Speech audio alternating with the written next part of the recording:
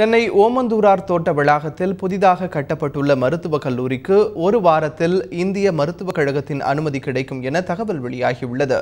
இதுகுறித்த கூடுதல் தகவல்களை தருகிறார் எமது செய்தியாளர் ராஜா. சென்னை ஓமந்தூரார் அரசினர் தோட்ட வளாகத்தில் அமைக்கப்பட்டுள்ள அரசு பன்னோக்கு மருத்துவமனை வளாகத்தில் புதிதாக கட்டப்பட்டுள்ள இந்த அரசு மருத்துவ கல்லூரிக்கு அனுமதி, மத்திய அரசின் அனுமதி இன்னும் ஒரு வார காலத்திற்குள் அளிக்கப்படும் என தெரிகிறது. அதன் பின்பு மாணவர் சேர்க்கையும் இந்த ஆண்டிலிருந்தே இந்த கல்லூரியில் தொடங்க இருப்பதாகவும் கூறப்படுகிறது.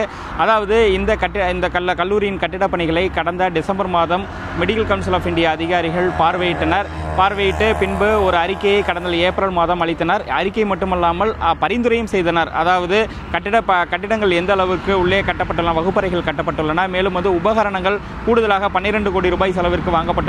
அந்த உபகரணங்கள் குறித்த ஆய்வையும் அவர்கள் மேற்கொண்டனர். மேலும் அதாவது பேராசிரியர்கள் எந்த அளவுக்கு அமர்த்தப்பட உள்ளனர் என்பது குறித்த ஒரு விரிவான அறிக்கையை கடந்த ஏப்ரல் மாதம் மத்திய அரசுக்கு அளித்து அதோடு மட்டுமல்ல இந்த கல்லூரிக்கு அனுமதி அளிக்கலாம் என்ற பரிந்துரையும் கொடுத்துள்ளனர்.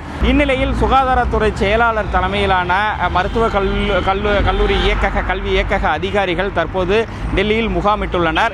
தற்போது இந்த மருத்துவக் கல்லூரி அனுமதி அளிப்பதற்கான அலுவல் நடைமுறைகள் மட்டுமே மேற்கொள்ளப்பட்டு வருவதாகவும் விரைவில், அதாவது இன்னும் ஒரு வார காலத்திற்குள் இந்த மருத்துவக் கல்லூரிக்கு அனுமதி அளிக்கப்பட்டு மத்திய அரசின் அனுமதி அளிக்கப்பட்டு இந்த ஆண்டே மாணவர் சேர்க்கை தொடங்கும் என எதிர்பார்க்கப்படுகிறது.